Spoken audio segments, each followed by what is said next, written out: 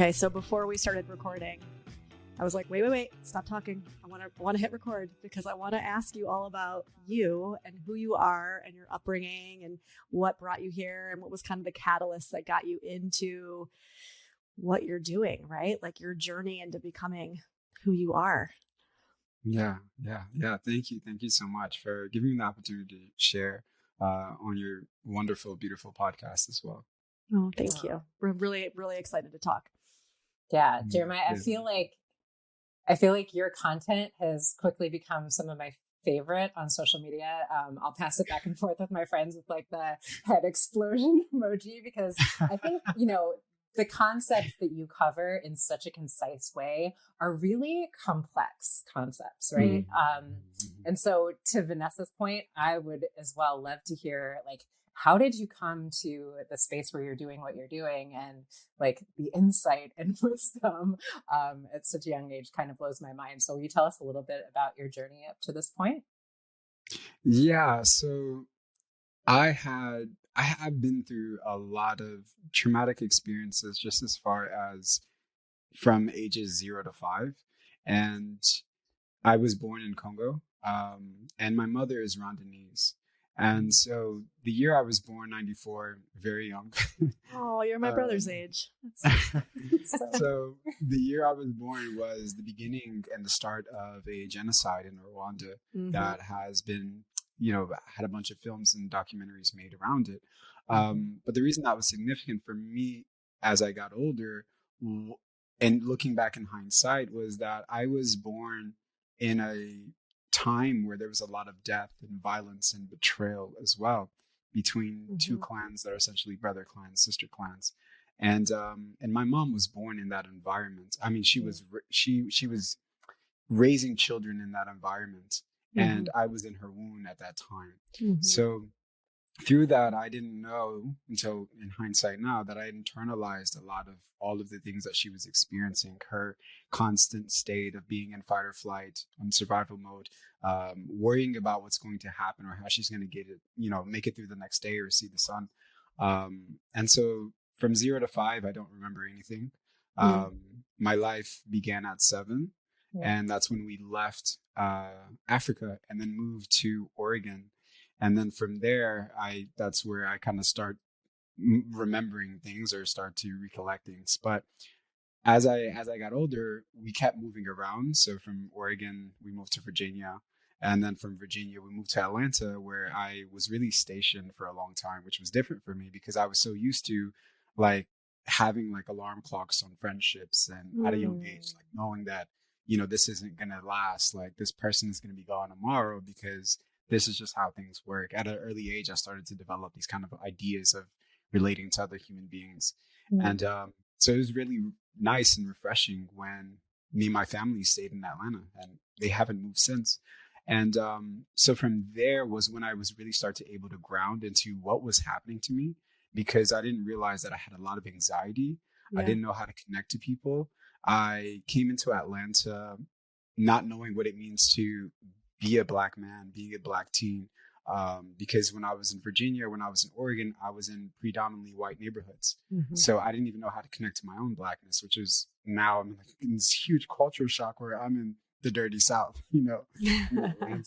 And I'm in like the heart of Atlanta. So it was very difficult for me to find out who I was, to like make sense of my own identity. As a teenager, I'm trying to carve my own identity, because I'm being also rushed to grow up and to, decide what I want to do with my life, decide what I want to do with my career. So I realized that I was camouflaging throughout my whole life. I just didn't know who I was. So I blended into who everyone else was. When I was in Oregon, I was doing the same thing. When I was in Portland, when I was in Richmond, Virginia, I was doing the same thing. When I got to Atlanta, I started doing the same thing. I would see whatever was cool, hip, trendy, or popular. I would just put on this mask and I would become that. And everybody would believe that's who I was. Literally. I became the cool kid. I became the popular kid. But deep inside, I was like, this is just a suit. Yeah. Right. And so when I was 17, no, actually, after 8th grade, the suit got a little too tight for me. And I started to break out. And it wasn't until I was 17 where I was like, whoa, I really don't know who I am. And I started asking myself really deep questions, because I was like, wait, like this whole time I've just been trying to fit into what everyone needed me to be. And so from there, it led me to a lot of deep questions about myself and the absence of role models and the absence of heroes, and what heroes did I gravitate to as a child, and what did that really mean about who I wanted to be. And so from there, that kind of led me into an exploration. I started trying to develop a skill to write. And so through my healing was when I discovered this gift of writing. And I didn't even think I could write. English wasn't even my first language. And so from there, I started to use the relationship with my mother for like a catalyst to like a deeper exploration of myself, because I would say my journey got really interesting when I started to acknowledge my own shadows. Yeah. And that's why it's a centerpiece around my work today. Was up until I looked at my shadows, it was all love and light. It was all, everything's okay, be forgiving, be compassionate. I was embodying the nice guy, the people pleasing. And it was when I started to acknowledge like the payoff that I got from the relationship with my mother, where I was kind of like essentially manipulating her at times, right? Knowing that my mom still wanted to feel needed in my life, because now I'm 21, 23, and she's still finding ways to feel needed. And I'm using that desire in her heart to essentially get my own needs met. And it was when I was noticing this and how it was harming her, I was like, wait, like, whoa, this is a little dark. Yeah. It's a little dark. And then I found that same desire. I found the same like covert way of getting my needs met in my relationships. And so from there, I was like, I remember having a moment where I had realized that, and my body started yawning. It wanted to essentially get me from not diving deeper into what I was looking at. And I remember grabbing my phone and starting to record a voice note. And I was telling myself, I'm not going to allow myself to hide from this part of myself anymore. And I still have the voice note today. And from that point on, I made an effort to always acknowledge my shadows, to form a deeper relationship with my shadows. And so that is now like a pivotal center point of my work, is also helping and assisting and supporting men in uncovering that, because we have a very great capacity to avoid our feelings, to avoid who we are on a deep level, because at some point in our prehistoric times, that was what we needed to do. We needed to create a capacity for avoiding our feelings, pretending they weren't there, pretending what we were feeling wasn't actually inside of our bodies. And that was a survival technique, and it worked. But now I realized it was really hindering me, because I couldn't get to the depths or the truth of what I needed to look at for myself and how I could improve my life and my relationships. So now my work is really centered around kind of embodying that continuously, but also being something that I desperately needed as a child and as a teen.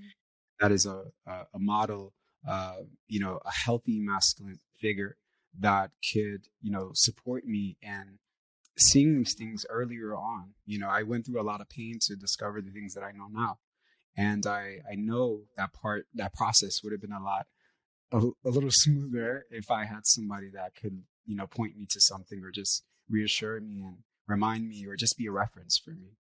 So now my work is centered in, it's continuously becoming what I wish I had as a child. I love that.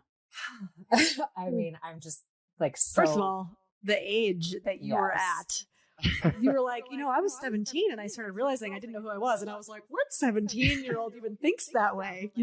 Shit, I wasn't like, I think I'm just realizing I don't know who I am. Yes. I mean, absolutely so blown away by that level of introspection that young, but also like, it feels like such a calling as I hear you speak about it, Jeremiah, because, Vanessa and I come from a depth psychology background. So a lot of the elements of shadow work and, ritual and initiatory periods are the way that we're trained to sort of look at things through a psychological lens. But there's something that I've heard you speak to about, men aren't really initiated by fathers. anymore. They're more socialized by a wounded patriarchal structure to sort of like sever themselves from their emotions and devalue women and really devalue the feminine within themselves. And I'd love to hear you speak more about like your process around that, because I think this lack of initiation for men in our culture is such a like fundamental pain point that I see come up so often. Yeah. Thank you so much for that question. It's so important. And it was interesting for me, even getting to this point now, realizing that, wow, I didn't have, like, my father abandoned my family once we left Africa. So he stayed in Africa, and my mother went to travel to the States with, my uncle. Because he was the person that stepped up and was like, okay, like, you need a man, like, you can't go to the United States by yourself. So he stepped in, and, while he was in my life, he also was dealing with a lot of trauma. So he couldn't show up as the best man or the man that I needed at that time. And also a lot of misogynistic and patriarchal values and beliefs that he also, reinforced throughout his parenting style. And that was also very difficult for me. And I had an older brother. I have an older brother. And he was not also the best role model. And so it was very hard for me to look around, because I knew there was an initiation that I was in. I knew as a young child, there was an initiation that I was in, and I just didn't know how to get to the other point. And I think it's so important for men to recognize the other ways that we're initiated and what happens through that initiation process, which looks like I'm a teenager, I'm athletic, I'm muscular, and my parents bring me into sports, right? They bring me into this arena of competition. And it's from there that I go through, as a teenager, as a child, a very serious initiation, right? And that initiation, for me, I see it as an attempt to gain my father's respect, an attempt to gain the approval and validation of also other men, right? The men that I'm playing football or basketball or tennis or hockey with, right? I'm in this, essentially this brotherhood, and I'm finding ways in which I can stand beside them, right? Confident, knowing that I'm welcomed in this brotherhood, right? But through that process, that initiation requires that I abandon, I betray, and I sever certain parts of myself, right? And through that, I understand that, wait, I'm trying to create connection here. And in order to create that connection, I must sever my authenticity, right? Because my authenticity is now jeopardizing this connection. So as that child, as that boy, I'm posed with two questions. You're either going to be authentic or you're not going to have connections. Right. Right. And so as young boys, we sever that part of us that is sensitive. We sever the parts of us that are cuddly, fun, that are open, that are vulnerable, that are, want to intimately create connections with other men as well. Right. That want to, as kids, as boys, we have sleepovers. We sleep in the same bed. We wear matching pajamas. We play, we hug each other, even kiss each other on the cheek. Right. But as men, as we go into this initiation, it's kind of invisible, but it's there. We go into this initiation and it's telling us that doesn't belong here. That has to go. You will not make it to the next phase. And most men, sadly, abandon that part of themselves. They say, okay, I'm trying to make it to that other part. I'm trying to be successful in the world. I want to have brothers. I don't want to be isolated. I don't want to be ostracized. I don't want to be what? Okay, I'll just let it go for now. But then part of that comes with, hey, that part of yourself that also honors the feminine, sees it as valuable, wants to respect it and adores it, right? That has to go too on some level. But that starts to require me to look at my mother and start there. Right. So it starts there. Okay, your mother just said something, right? And then I start to lose respect for my mother in subtle ways, but I'm just severing these bonds that I'm told won't make me a man when I grow up. Right. So the initiation is there. It is just invisible. And most of us don't have the positive role models that have actually made it through that initiation. Most of these men that become fathers, right, and then initiate their sons into the same shit, right, are not, they didn't make it. They only made it through the first stage. They didn't make it. They stopped at the first stage and was like, okay, I'll abandon these parts of myself, right? But part of that initiation is going through and recognizing that, whoa, you are in a process of discovering your true self. And part of that is going to be at times trying on different things, right? Where you kind of like, oh, okay, let me try this out, which I did for myself as well. Like I tried to be the asshole. I tried to be the douche. I tried to be the macho guy. It just didn't fit. Like I tried the mask on. It just didn't fit. And I was like, I tried to wear it for a couple of years and I was like, this is not me. And I remember, you know, my friends that would always call me Jer Bear. And I would be so upset. I'd be like, oh, I'm trying to keep this macho guy and you guys are calling me Jer Bear. This is not so it was just kind of revealing me back to like, no, this is not who you are, right? But I could only discover who I was by getting a glimpse of who I wasn't, right? And so this is what I mean by each of us men are posed with attempting and trying these suits on, but we don't get to the point where we realize that it was just to help us see who we truly were, right? But it requires us to have men that have gone through that stage and say, hey, that was just a part of the initiation, right?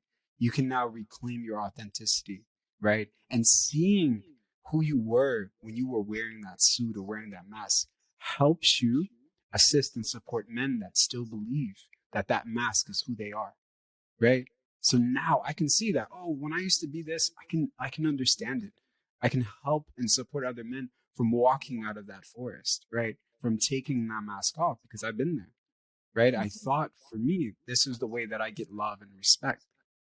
So if I don't go through it myself, there's no way that I can support another man. I'll be alienated and estranged from his experience because I never had to wear it. So this is what I mean by having other men that have actually gone through the initiations is very, very, very and important because most of us get lost in the initiation. Like the thing is, it's an initiation. It's an initiation, and most people don't make it out of it.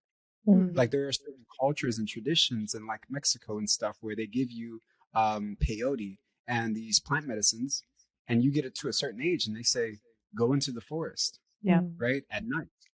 If you come back, you're a man. If you don't, well, and that's the initiation. So it means that some men don't make it out that forest. And this is the thing is like we're in a place where the men that have made it out that forest can go back into the forest and help other men come back out, right? To remember themselves. So I feel like, you know, it's important for me to continue what I'm doing, but other men to walk out of there, but also look at other men that still uphold and wear those masks and not judge or shame them, right? Not guilt or isolate them because that perpetuates their condition. That perpetuates them holding on to that mask and believing that this is the only way that they can make it through the day. This is the only way that they can earn love and respect, right? So I feel the removing the shame aspect of it is very important because much of the masks become tighter because they're festered and grown in a state of isolation because other men don't have other men to talk to about. And even men that are, I would say at the stage of initiation that I'm in, might look at other men and be like, yeah, he's over there. I can't speak to him. I can't connect with him. And that's where I think we need to actually reach out more. Go ahead, Dai. Well, I'm so blown away because there's so many elements of what you just said that are like, I felt emotional listening to you a little bit. One, because I feel like I have a little boy and there's so much of me that wants to foster what you're speaking of in terms of like, I watch him with his little friends and like, just they're so loving and kissing each other and hugging and like how much we socialize that out of our little boys. And I'm like, how do I foster this and like protect this energy in him? And I love the way that you speak about like the initiation, like, and like the stagnant space that we get in a lot of times. And what I was coming up as you were talking is I think there have been so many ways that you and some of the other men that I follow have been just such a, resource for me as a woman, certainly as a therapist, but to my own blind spots around how I've been conditioned to not really be that curious about the emotional landscape. Yeah. I love that question because it's such an important role because men, when they return to themselves, are deeply devoted and in service to the feminine. But it's so funny because the feminine is, they never leave. Like, you never leave that space of relating to the masculine, right? It's funny, like the masculine leaves this state of service and devotion and starts to look how the world can serve him. Mm-hmm. But the feminine never leaves that awareness. It continues to serve the masculine, serve the world, and it remains in that state of devotion. So when men come to this place where we're like, okay, I can't do this by myself, right? Mm-hmm. Sometimes we over rely on our partners. Yes. Right. For that level of support. But the thing is that when we over rely on our partners and become dependent on our partners, it's difficult for our partners to actually support us because they're naturally inclined to already be in that state, right? To nurture, to mother, to caretake, to support, right? So from what I found, it actually does not make that level of development and maturation possible when that dependency is there. Right, because so we keep them in a state of it, is what you're saying, like exactly, the natural inclination, or maybe even the socialized inclination that women have to stay in that state can essentially thwart the continued growth of that man in their life. Exactly. Mm-hmm. Because, like you said, there's a conditioning. There's even a patriarchal kind of like a overlay, right, where it's like, oh, this is what you need to be doing. This is how how you're valued. And also how you show your value. Right. This is how you show how you're useful and, you relate to the masculine. And so there's already another layer on top of, how our partners are showing up that also isn't more likely than not authentic, completely authentic. Right. So when we lean into that, we're like, oh, yes, I'm doing the work. Now I can rely on my partner. She's already there. Right. So that allows us to not really get into the places where we can really mature and I would say grow up, right? Yeah. Because a lot of us, we're physically adults, but on an internal level, we're not. Right. We're not. And so when our partners are already completely developed in their mother-like nature, and we're children inside, what's more likely going to happen is there's going to be a caretaking and a holding and a coddling to that child, because that's where we're really at, right? So to support in that maturation is to stop seeing, even though I may be still, right? Maybe now I'm just in my teen years, like actually internally, I've gone from 7 to like 17. Right. But I'm trying to get to the point where I'm like full grown again. Right. Yeah. But my partner, there's this level of maintaining the vision, right? Maintaining the vision of I being an adult, right? He is an adult. He's going to get there. He's going to get there. And what responsibilities, right, would I hold him to if I recognized that he was an adult? That would be completely different from when I tune into his internal state and recognize that he's still a child. But I want him to mature and become that adult that I know he can be, both internally and outward, right? So that requires me to maintain this vision of him being a full-grown man, right? An adult with responsibilities, with emotional intelligence, with the capacities for love, vulnerability, all of these things, right? So what would I do differently? Right? If I knew that in my heart, he was an adult, he was my equal, right? Not a child that I was caretaking to, that was dependent upon me for comfort, safety, and on a level of ease in his body, feeling ease in his body, right? If I knew that, how would I show up, right? And more than likely not, our partners would actually break that cord to their men being emotionally dependent on them. By saying, hey, you know what? I can't take responsibility for your emotions right now. I see what you're feeling. I see what you're going through. And I have so much compassion for you, right? I love you so much, right? And at the same time, I also love myself very much. And so it's allowing the compassion and the boundaries to exist at the same time. This ability to hold that paradox. If I'm compassionate towards this neglected inner child, then that means I can't have boundaries. No. Mm-hmm. That means you maintain those boundaries, right? And you also maintain that level of compassion, because your compassion for him cannot override the compassion you have for yourself and your own inner child that's already been through that experience where a man looks to you to caretake to his needs, right? It's already been traumatic enough, especially if you have an underdeveloped father that was looking for you to be his mother as well. It's like, that was traumatic enough. Don't put yourself through that again, right? But how do you break that cycle? Is by going against what also the patriarchy wouldn't want you to do, which is hold men accountable, right? This is why these other movements, the Me Too movements, are very, very profound, because it's about holding men accountable, right?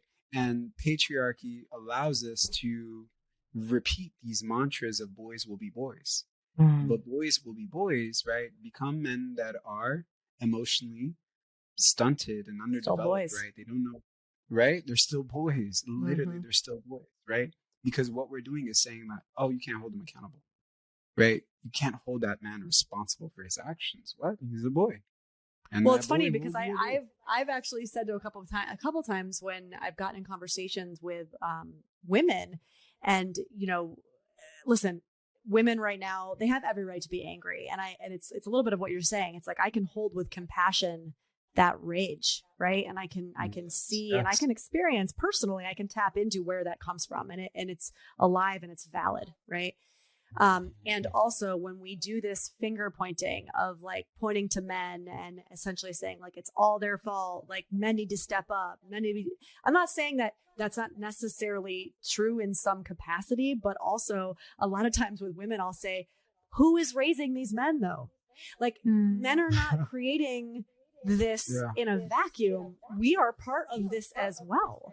So, and I'm not like blaming, air quotes, blaming the mothers, but what I'm blaming is a society that says it's all men's fault and doesn't step into some sort of responsibility, acceptance of responsibility for our part in that.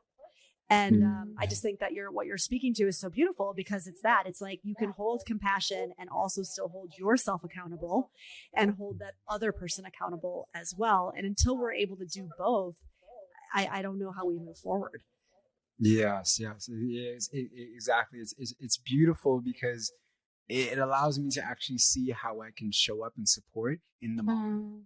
Because this is really like, wait, sometimes my support and sometimes me showing up for my partner requires that I stop showing up for myself. And it's recognizing that doesn't have to be the story anymore, right? It was the story when we were a child, right? When our parents needed us to abandon ourselves, have no boundaries in order for us to maintain and not jeopardize the love and connection with them. That's not the story anymore, right? So we're rewriting these stories in our relationships. And that's where the healing is coming from, right? By recognizing that, wait, I used to do this. I used to relate to this part of myself in this way, but I'm no longer doing it. And that's what we experience as healing, right? So the only way that we can create those capacities for healing, those doorways for healing, is by choosing to do something different, right? And so the man is then forced to do something different as well, right? When his partner looks at him and says, I can't take that emotional responsibility. I can't take that on. It's not mine to carry. I love you so much, but that's not mine. Right. And also acknowledging, her, of course, her actions in supporting whatever limiting belief that's being activated right now. Right. Making amends. How can I not do that again? Let's talk about a plan of action. Right. But you see, it's very collected. It's very, I'm not rushing out of my body to fix you. Right. Yes. I'm taking responsibility for what is mine. So that I love what you said, because it removes the blame aspect, because it's not about blame. It's about where does responsibility lie. Right. We're all in this together. Exactly. And it's like, where am I taking too much responsibility? Right. Or where are you avoiding responsibility? Because this is where the conversation is. Right. And when we discover where my responsibility is, right, we're each in our own stations, and both of us feel like we feel happy. And it may not look like that in the moment, but we're like, oh my God, I didn't abandon myself. Right. And the man is looking at us and like, wow, I'm showing up for myself right now. Yes. right? Today we were just talking about this. Isn't this so funny? Right before we recorded, we were talking about something in my relationship, and it was very similar to this. It's like, at what point do you get to a place where you say, I'm not going to overstep my personal boundaries in order and abandon myself in order to show up for you in a way that it's actually pretty obvious to me, and where I sit is like your journey is your healing is attached actually to some of your mother wounding. And I'm not going to do that. And even though that's uncomfortable, and even though to you that feels like I'm not necessarily meeting your needs or giving you what you want, I'm going to stay with myself in this because I know that. And I'm going to stay in my knowing. And it's just funny because we were just talking about this. So it just feels synchronistic. Wow. Cool. Yeah. Go ahead. Yeah, what I loved about what you said so much, Jeremiah, is I think there's so much power in holding the person we love in the highest vision of who they truly are. And I think a lot of times when we're doing some of that over functioning for our partner, that like parenting of our partner, we're sort of sending them the message. I don't believe that you're capable of stepping in. Like if it's my man, I don't believe that you're capable of stepping into that healthy masculine role in our world. And is that loving? Like, I don't know, maybe not. Right. Yeah. I completely agree. And it's so important to see them as equals, even when they're showing up in this childlike state and being activated. It's like, I can still see you in that. And I know you can do better. I know you can continue to rise. And I'm loving you exactly as where you are right now. I'm accepting of it. And I'm also holding you accountable to who I know you can be. Right. And I like you said, I think that's the most loving and supporting thing we can do for the other and ourselves. Right. There's this mutual abundance of love that's happening for both parties. Right. Yeah. And their egos may not always receive it as love, and that's okay. And I think that's the beauty of, women that are holding that is that there is there's an intense healing in that experience, even though it is discomfort, because there's a capacity created for uncomfortable feelings.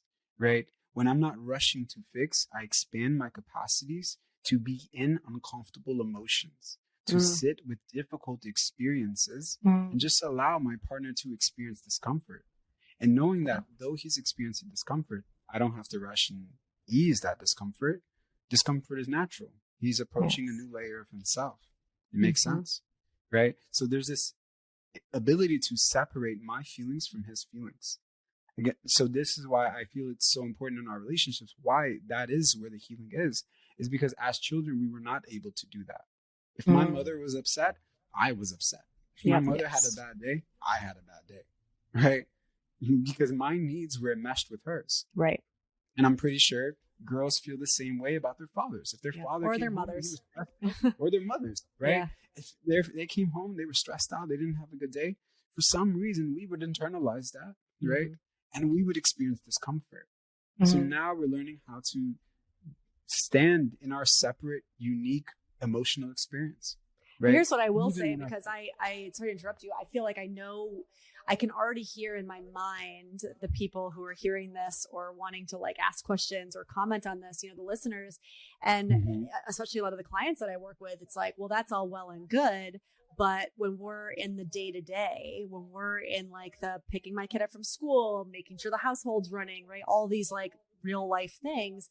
How do I do that? How do I do that? And it's like, well, part of this is, number one, let's just say this isn't easy. We're talking big life and identity shifting ways of being in relationship to one another, right? And also going back to what you were saying about how it's so attached to childhood, because so many of us, men and women alike, are so used to being fixers and so used to being like the soother of the other person's discomfort, right? When you start doing this kind of work in your relationship, it is going to feel like you guys are in conflict a lot. Like I want to put words to that, because what happens is, because so many of us are not good with sitting in conflict because we are fixers, right? Even if you don't consider yourself a quote unquote fixer or like the caretaker in your relationship, exactly what you were saying, Jeremiah, you almost intrinsically are by nature of how we're raised with our parents, right? You're going to feel like you're in conflict a lot. And a lot of the getting to the other side of this, the way I see it, is actually how can you two continue? And we're just talking about, maybe like a heteronormative 2-person system here. How can you two continue to come back and have conversations around, I'm in this place of discomfort because of X, Y, and Z. Give compassion, give empathy, and yet hold your boundary, hold firm. And then again, maybe the next day, I feel like we're in conflict because of X, Y, and Z. And it's like this process of repeating it, because what I'm imagining is somebody saying, yeah, that all sounds great, but like, I don't want to be constantly fighting. I don't want to constantly be, you know what I'm saying with this? It's like, I'm getting like the tangible in my ear of people being like, yeah, but. Yeah. I agree. Even in my partnership now, everything I'm speaking about is new things that I'm learning in my relationship, just as a man and as a partner. I want to spend the rest of my life with my partner, and so there's a lot of discomfort that I'm experiencing now in the new ways that I'm relating, and it's like so uncomfortable. Like, my partner has an anxious attachment style. And one thing I learned recently was that anxious attachment styles love random moments of reassurance, like unsolicited reassurance. Yes, they do. And I was like, this is like so uncomfortable. I was like just random, because I'm the avoidant. So I like to keep to myself. Like, if it's a big moment, then I love words of affirmation, but it takes me out of what I'm usually used to, right? But I know that it is not only healing for me to operate in a new way that expands my capacities for love and vulnerability, but it also meets my partner's needs and allows her to know that she's loved, respected, and adored, and I'm thinking about her, right? So the first, even just trying it out has been difficult. Just trying to relate to that part of myself has been difficult. So I love what you said. None of this is easy, even in just that. All I'm saying is, you look beautiful today. I really appreciate you. Like, you made my day when you honored my space for a long time. It really meant a lot to me. Like, all of that is what would be seemingly easy, quote unquote, but it's required. So not easy. So I'm uncomfortable when you're saying that. I'm like, oh God, that feels so hard, because I'm with you on that. My partner is like yours, and I am like you. And like, I get, when you say it out loud, it sounds so simple, and yet I'm like squirming. Squirming inside. It's like pulling teeth, and it's like, it's not about her. It's not that she's not worthy of that. Right. It's just the part of myself that just so comfortable within a specific expression. So in our relationship, if we've been with this person for 2, 3, 4 years, it is very comfortable in a specific dynamic. Yes. Right. And what we're saying is, we're pulling out those bricks and we're laying new ones. Yes. And from that, there is going to be a quote unquote rupture. Yes. Right. It's going to look like a rupture, but it is not a rupture. Right. It is you setting new foundations, you changing the ways in which you relate. Even when you clean out a closet, right? You're cleaning the house. But if somebody walked in your room, they wouldn't notice it. This is a mess. I can't tell. They can't tell you're cleaning up. Yeah. Right. So in our relationships, we have to keep that in mind, that it won't look as if we're cleaning things up. We're polishing, right, our communication, because it will get messy before it improves. Such a good way to put it. Again, what we're talking about is being able to stand in what would be seen as a fire, right? And knowing that something is being purified, right? Keeping that, maintaining that awareness of, there's something being purified. There's something being polished in me, my partner, and my relationship right now, right? Being able to hold that is difficult, but I think it creates, capacities that we weren't able to mature or grow or harness as children or as teens, because our relationships were the relationships that they were. They didn't invite this kind of maturity, right? And now, if these are conversations we're having, it means that, hey, you're ready. But I also think that, part of this is ownership in, if this is the kind of relationship that you're looking for, there is a little bit of understanding that if your partner is not meeting you in that, then Yes. you have to respect their capacity, but also respect yourself and what your needs are and the kind of relationship you need. Right. I get this a lot working with clients. It's like they come to me, and it's like, well, this relationship would only be great if he would just, it could be so perfect or amazing if he would just, and it's like, no, that's not how this works. Right now, clearly we can come together as a couple with me, maybe as a third party, and I can gently show you some of the ways and gently show you some of the ways. But at the end of the day, we both have to be willing to step up and step in that fire and continually look in the mirror. And a lot of times when we're not, what that looks like is this kind of quintessential idea of like one person outgrowing another, or we grew apart, we grew separately. Because many times what will happen is one person or the other will experience this kind of awakening or longing, right? For this kind of next level, this next layer of bricks that they're ready. But the other person doesn't want to do that. They don't want to go in the fire. They want to stay in the comfort. They don't not really look in the mirror, right? And so they'll fight against it. And a lot of times people who come to me in couples work are in that crossroads. One person's ready and one person's not. And that's a really hard place to be in, for either party, actually. Yeah. I agree. Yeah. It's so challenging. Especially when you've formed a relationship, when you form, that level of commitment to one another, attachment, a year or two, that attachment, and then you have all the other things that might follow after kids or all of these things. And it becomes very difficult to, I think what you're talking about is honesty, like radical honesty of like, this is where I'm at. This is where I want to get to. And this is where my partner's at. And I've already accepted this, but now I'm at the point where there's action that's needed. And I have to do what's best for me. What does that look like? Right. And that's that ability that we mentioned earlier, that ability to hold these level of paradoxes where it looks like sometimes my compassion for the person where they're at and the relationship, all the things that we've gone through kind of starts to override where I want to be in my life, what I truly desire from my relationships, right? Feels like both of them can exist at times. Right. And it's like, no, they can exist, right? You having compassion towards your partner for where they're at and, maybe the things that are stunting them from making those changes can still exist with you still desiring and being passionate about creating that level of commitment, maturity, and just beauty and love and vulnerability in your own relationship. So it is a tough place. It is a tough place. Yeah. I want to go into a specific topic, because I'm aware of time and I want to make sure that we respect your time, but I really want to talk about, or at least talk deeper, because we've been talking about it without maybe naming it, this idea of mother wounds, unresolved mother wounds. In preparation for this conversation, I was doing some internet stalking, as we do, and I was diving deep into your content. And you speak really eloquently of something that Danae and I will talk a lot about, and I think as a culture, we talk a lot about like the father wounding. I think more recently we've been talking or hearing more about mother wounding. And what I have found is I see a lot of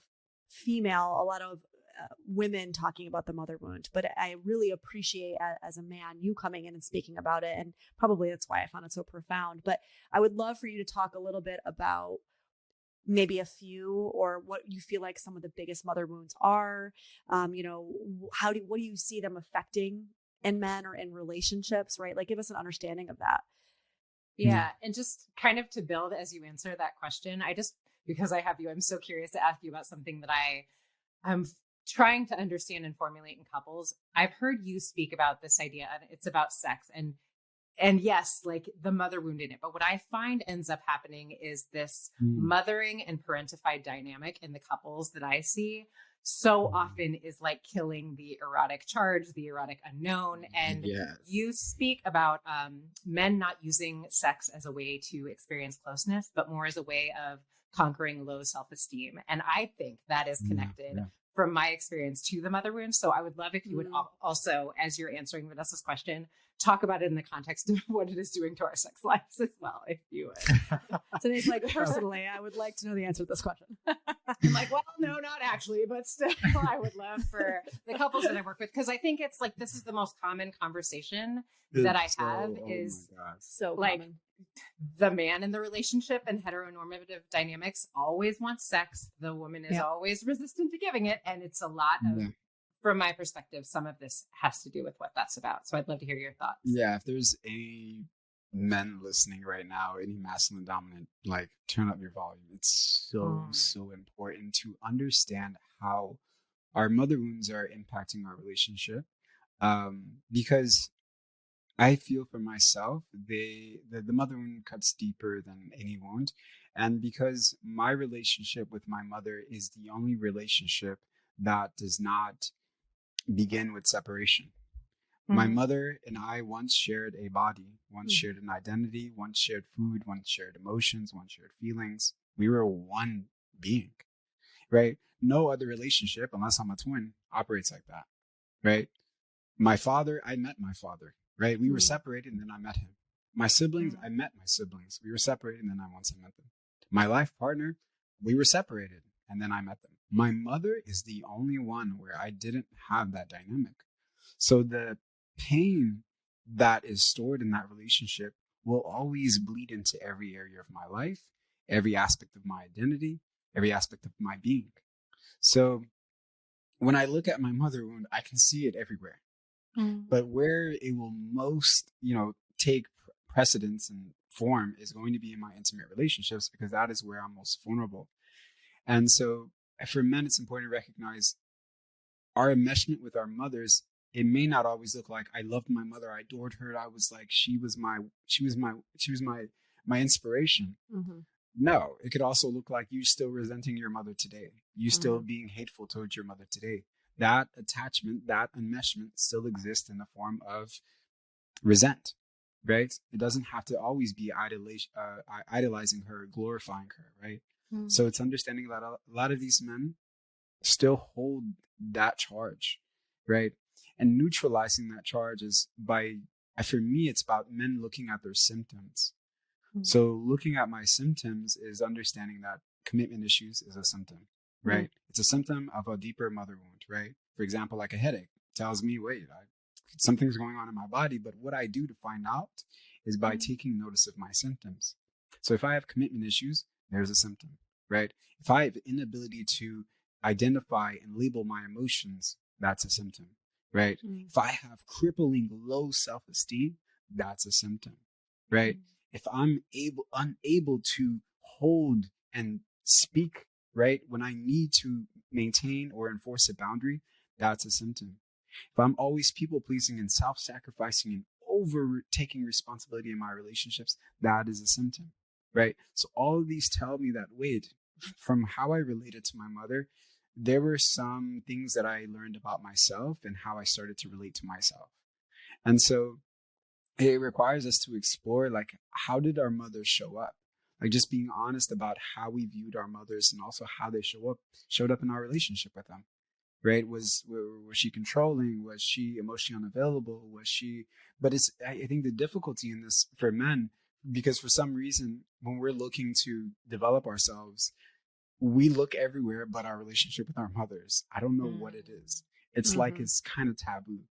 And it's culturally taboo as well, because mothers are over glorified, but they're also underappreciated, right? So there's this kind of like, oh, you can't talk about your mother, but also mothers aren't really appreciated in the way that they need to be, right? So there's this cultural stigma that also allows us not to really be honest about how our mothers showed up, and to also face the part of ourselves that are still holding on to certain feelings and emotions. So part of that is just being honest with ourselves, like just acknowledging what we felt throughout that experience. Because understanding our mother wound is not about blaming our mothers. I think that's why we kind of shy away from it. And I'm just speaking for men. We kind of shy away from it because sometimes we are tuned into the reality of her experience. And that includes her struggles, her sacrifices, her being a single mother, her raising 4 kids, all of that. We're tuned into it. So there's a sense of guilt that we feel for acknowledging the ways in which she didn't show up, right? So it's about understanding that if we feel guilt in those moments, that's also a deeper layer of information that tells us about how we felt with our mothers. Mm. Because if I feel guilt for acknowledging how I authentically feel, wait, that means I didn't have the capacities to acknowledge how I authentically felt with my mother or around my mother. So the guilt or the shame I might feel might tell me that I did feel, or I was guilted and shamed when I was honest about my feelings, right? When I was honest about my boundaries, when I was honest and real about my needs, right? I may not have been met with openness, right? So that's already a plethora of information that I can use to find out what is going on with me and how is this shaping my issues today. Mm-hmm. And so for men, I think it's important to realize that each of us in our own way still have a level of unconscious loyalty to our mothers. It's primal. It's the same one we have with our families, to where we're like, I love my family. We're like, we embody Vin Diesel, right? We're like, family is everything, right? Mm-hmm. Like, it's all about family. Like, if nothing in the world is working, you got family, right? This is primal loyalty to our families that becomes very dysfunctional, right? And it doesn't also encourage self-love. It doesn't encourage self-respect. It doesn't encourage boundaries either. Self-expression, right? Self-expression. It doesn't encourage that, especially when it's this unreasonable amount of loyalty. So recognizing that we also maintain that with our mothers, even if it's completely unconscious at times. And that level of loyalty looks like me not being able to commit to other women. Mm-hmm. Because I've already committed myself to a woman. How can I give myself to another woman? I can only have one queen in my heart. There's no room for two on the throne. So when a woman steps into my life, I'm like, unconsciously, I'm like, okay, I'm here with her, but I'm really not here, right? Because my attachment lies with somebody else. Mm-hmm. So when I'm having commitment issues, I'm spilling the beans on myself right now. It's okay. It's what we do here. Plus, we're therapists, so expect it. I'm still working through it. Like I said, it cuts very deep. But my mother wound led me to have commitment issues. So I never got past 6 months in a relationship. Like I would have an alarm clock that would go off and 6 months, and some reason everything would fall apart. And maybe this was just me self-sabotaging. But at the end of the day, I had a very deep bond with my mother, or a deep enmeshment with my mother. And so it didn't allow me to really connect or give my full self, give my heart to another woman, right? So there's profound healing in recognizing where does our attachment lie with our mothers, and how are we still not separate from her needs and wants and what she needed us to be, because that determines who I show up as today. Mm-hmm. Because what I'm saying is that the enmeshment doesn't allow me to break free and create an individualized self that is separate from what my mom needs me to be, from what my mom needs to be happy. Yeah. Because if I choose another woman today, that may not make my mother happy, right? If I connect to my emotions and create some emotional depth and intelligence with myself, that may not please my mother because she needs to be needed, right? So I block myself out from creating emotional depth because on some level, I'm still loyal, right? So now when my partner comes in and she's looking to meet me in this space of love, I can't go there. There's this block, right? And so that block is really my unresolved trauma. That block is really my unprocessed emotions. That's what I call a block. So what emotions have I not processed, right? What traumas have I not confronted and faced? And the repercussions or the consequences of not doing that work look like my tendency to look to my partner to mother me, right? To reparent my inner child, because I can't do that work for myself. So when she's reparenting my inner child, right, I'm looking towards her in moments where I'm triggered, where I can't move through my difficult emotions because I don't know how to self-soothe or mother myself, right? And this may work for the first 2 months. It may work for the first year. But what happens over time is that my partner knows that I'm a child. And no woman wants to be with a child. This is the problem, because it helps me when I'm experiencing a lot of stress. I have a lot of emotions. I have some rage. over time, she loses all attraction to me because no woman wants to be with a child, right? She signed up to be with an adult. She signed up to be with her equal. She signed up for passion, like, like ravishment. She signed up for that. That's what she wants. She wants to be with a man. She wants to be with her life partner, right? She doesn't want to caretake to a child. So what that looks like manifested is me always pleading for sexual intimacy, right? And my partner being so removed from the idea. And I'm like, how the hell did we get here? I'm like 15 years into the marriage, and my partner doesn't want to be intimate with me anymore, right? Some women I've heard stories where, they hit menopause and they're like, oh my God, yes. Or they just hit a certain age where they can, I heard this thing, it was like, I think a TikTok where she was like, the store is shut down, right? But she was telling her girlfriends and she was like very excited about it. And I was like, whoa, what are we doing? And I was like, men need to watch these videos to kind of get a grasp of like, whatever we think we're doing is working in our relationships is not. Yes. Like, I say this all the time. I'm like, if men could hear the way that women talk about sex and like, I don't know if you think that we're being frigid, but like, you might want to look in the mirror, because my friends and I, it's always like, I mean, we get raunchy, like we go there and it's in us. Like it's in women, but a lot of men don't think that it is. It's very interesting to me. Yeah. So the consequences of looking to our partners to mother us outweigh these momentary, temporarily gains that we get, where we're finally at ease, or we're finally feeling some slight of soothness or regulation, right? They don't even add up to the consequences and the repercussions of that in the long term, especially when we've chosen to marry this person, or especially when we've chosen to commit ourselves to this person, right? They don't add up. It outweighs them every time. Like a loss of passion, loss of chemistry, loss of everything. It just completely crumbles away. And so, when we become adults and we're in these kind of relationships, what that opens us up more to is like, ruptures, but also as men, when we're emotionally dependent on, sex to feel powerful, or to soothe our low self-esteem, or to feel that we have some control over our lives, right? What happens is when that is not happening in our relationship, right? Our partner takes that away. She doesn't feel safe anymore, right? We're like, where am I going to get this hit from? Where am I going to soothe myself from? So that opens me up to what? Now I can be, the possibility of me cheating, right? The possibility of me compromising my integrity, the integrity of my relationships, shoots up. Or ending the relationship to find it somewhere else. Exactly. So me running away from this relationship, right, to find somebody else that's willing to do that for me because my partner has had enough, right, increases. Now I'm more likely, and I'm like, oh, this relationship just isn't working. It's like, no, it's not that. It's not that. It's that you don't want to face yourself, right? So it's about men getting very real with our incapacities to self-soothe.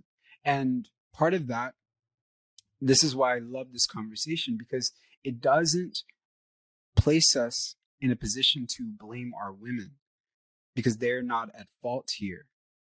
Because this is a consequence of the system that we created. That's right. So then we criticize the system and we acknowledge the ways in which we uphold it. Because the system is what allows us and reminds us that we don't need to be connecting to these parts of ourselves. Right. It makes us less of what we mentioned earlier in the initiation. It makes us less of who we are, quote unquote, less of who we are. Right. And then we pay the consequences of believing that in our relationships. Right. Constantly needing to be soothed through sex or drugs or alcohol or, substances or food or whatever it is. Right. Not being able to mother ourselves. Like it's a hefty price to uphold the beliefs of the system. So this is why I love when men can recognize that, because it's about, wait, I don't need to uphold this anymore. And how can I break free from the beliefs and values of the system? Yeah. Right. And who will I be if I wasn't molded in the image of this system? Right. who I believed myself as a man, how I define that. If that wasn't defined, right, or casted in the image of this system, who would I be? Who would I choose to be? Who would I show up, right? Where would I receive my value from, right? Yeah. That's such an interesting question. That's such an interesting exploration. But I think any man that explores that finds who he really is. That's right. And finds what he's capable of. Yeah.